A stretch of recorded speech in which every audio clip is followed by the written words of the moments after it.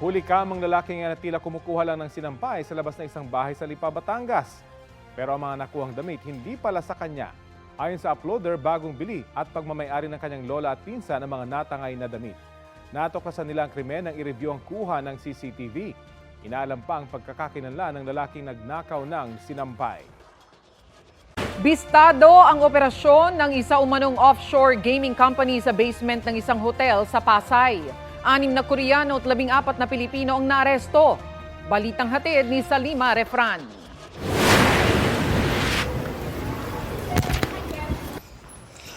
Sa tagong bahagi ng basement ng isang 4-star hotel sa Pasay, natunto ng Bureau of Immigration ang mga subject ng kanilang mission order.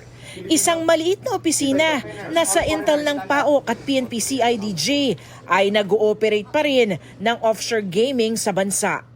Hile-hilera mga computer at sari-sari mga gadget yung nakita dito sa kwartong ito na ginagamit umano sa offshore gaming. Pero di tulad ng ibang mga operasyon, ang kanilang mga target, mga Koreano. Sinalakay ang lugar base na rin sa tip na natanggap at surveillance ng mga otoridad. We've been hearing about Korean pogos for a long time, but it is the first time that we're able to get actual Koreans running an offshore gaming operations. Papakagatin ka nila, papatayain ka nila, mananalo ka. Then you keep on loading up to 200,000 won. Kapag 200,000 na yung bet money mo, bigla kang ikakat. So may scamming, may betting. Kasama rin sa operasyon ng Korean Police. Upon initial verification, you can say that this is an offshore gaming operation. Yeah, it's kind of It has a casino slot and the amount that they bet. Yes, right. Sa data namin ng Fugitive Search Unit, ang number 1 po namin talagang arrest in terms of fugitive lang ay Korean. Number 2 lang yung Chinese. Scam po yun. Yeah, voice phishing. Kapuna-puna naman ang mga maliliit na gadget na ito na mga OTP o one-time passcode generators. Ito yung nagpo-produce ng OTP, dito naka-store yun. Ngayon, yung mga transaction nila, dito naka-save. So kailangan nila to every time na magbubukas sila ng computer. For every computer, talagang may designated OTP. So, yung mga crypto wallet transactions, nandito lahat, yung pinaka number para makapasok sila. Mabigat na mga problema rin daw sa Korea ang gambling at scamming. We're talking of billions kasi yung isang computer lang nakakita ka ng 7 million won, meron 2 million won, meron 320,000 won. So that's for one computer lang. So ilang computers ang nakikita natin dito? Siguro malaki din yung problema, no? Kasi nga sinasabi nila nalagpasan na nung mga scamming o online scams yung krimen nila, yung normal crimes nila. 6 na Koreans at 14 na Pinoy ang inaresto ng mga otoridad. Is this sports? Sports betting? No, No. Gambling? I don't know what is this, but only not Bitcoin. Not cryptocurrency? Ang alam ko lang po online game. Online? Apo. Ma'am, alam niyo po bang bawal na pong online gaming? Opo. Actually, wala po akong idea. Dahil 1 buwan pa lang naman po ako dito. Maharap sa immigration violations sa mga dayuhan. Sasailalim naman sa investigasyon ang mga Pilipino. Salima Refra, nagbabalita para sa GMA Integrated News. Ito ang GMA Regional TV News. Balita sa Visayas at Mindanao mula sa GMA Regional TV.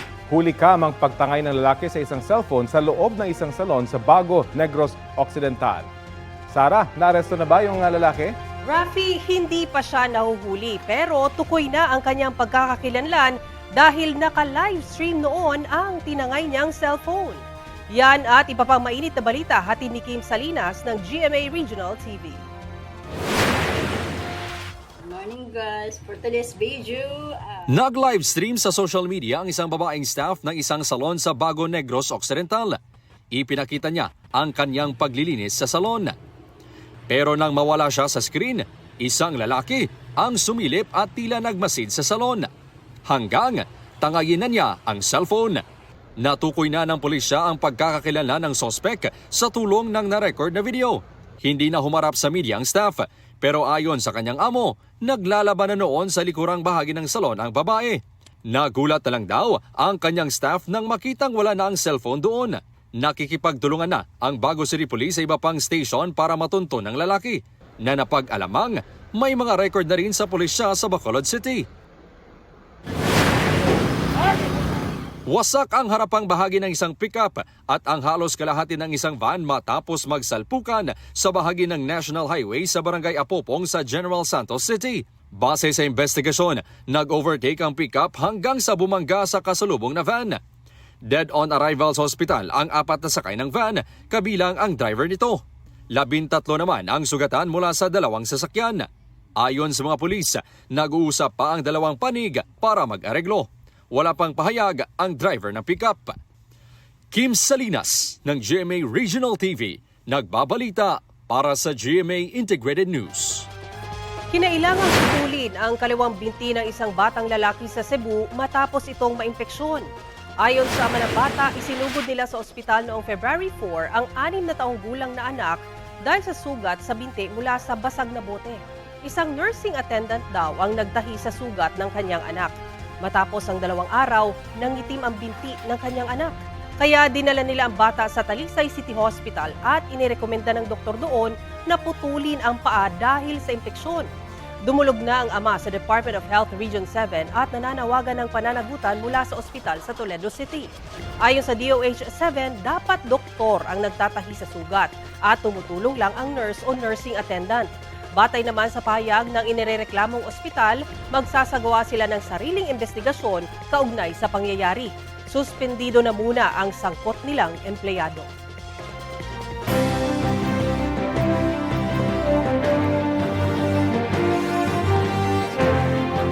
Kaugnay ng disqualification case sa laban sa ilang kandidato at latest sa ballot printing, kausapin natin si COMELEC Chairman George Erwin Garcia.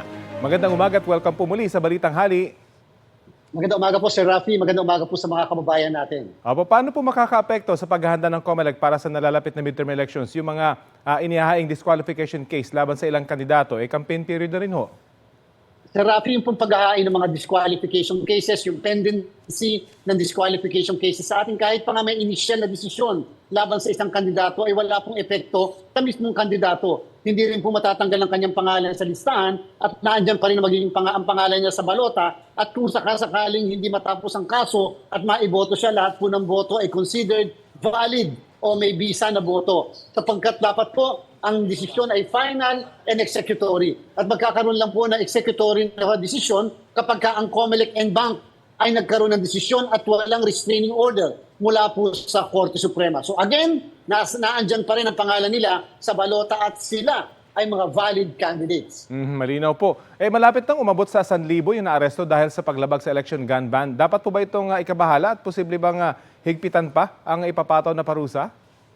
Sir Rafi, nangangahulugan lamang na napaka-epektibo ng pinapatupad natin na kampanya laban po sa mga baril at mga deadly weapons na naglipana sa kalsada ngayon. Lalo na po ang ating po mga checkpoint at kung mapapansin natin Sir Rafi, patuloy po na maayos ang ating mga checkpoint. Ginagalang ang mga karapatan ng ating mga kababayan at wala pong paglabag ang ating PNP, AFP, Philippine Coast Guard, Bureau of Fire Protection at iba pang mga nagmamando dito po sa ating mga checkpoint. Sadya lang talagang may mga titigas ang ulo Sir Rafi na alam na nga na bawal kahit meron kang permit to carry o lisensya, suspend ng lahat ng yan pero nagdadala pa rin. Siguro nga mas maganda na perpetually tanggalin na sila ng lisensya o permit to carry bilang parusa sa kanila at siguro nga mas maganda rin na habaan na ang parusa laban sa lumalabag nito. Pero sa ngayon po may datos na tayo kung mas marami na nahuli ngayon kumpara sa mga nakaraang eleksyon?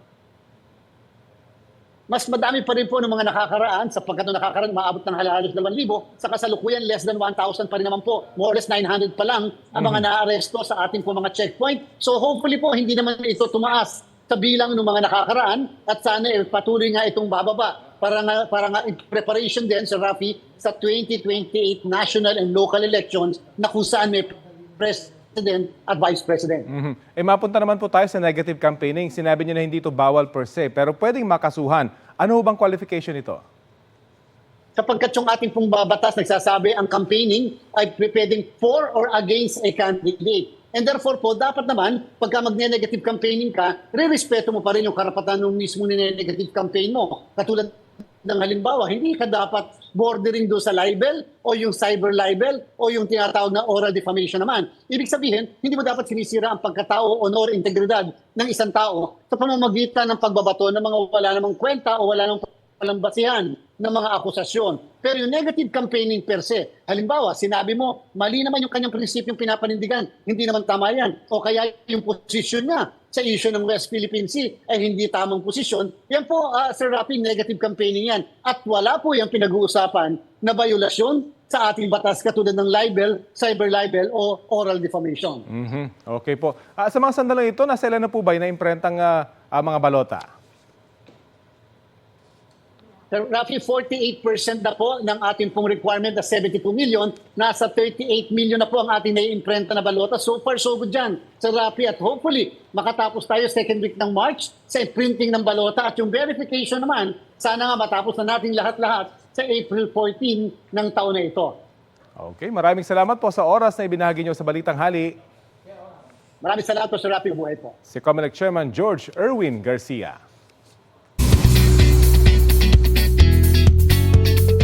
Full support si Miss Universe Philippines 2023 Michelle D sa kanyang pinsang si Winwin Marquez na isa sa mga susubok na makuha ang corona sa Miss Universe Philippines ngayong taon. Ayon kay Michelle, hindi lang siya, kundi pati ang buong pamilya Marquez ay suportado si Winwin. Dagdag ni Michelle, excited siyang makita ang lakad ni Win. Idol niya kasi si Win at ang kanyang nanay na si Melanie Marquez.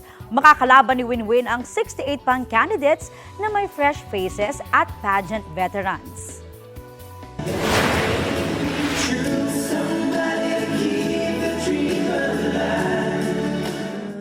Muling nagpakilig ng fans ang British-Norwegian boy group na A1 sa kanilang Valentine's Tour concert nitong weekend sa Quezon City. Present dyan ang 4 na miyembro ng grupo na sina Ben, Mark, Christian at Paul.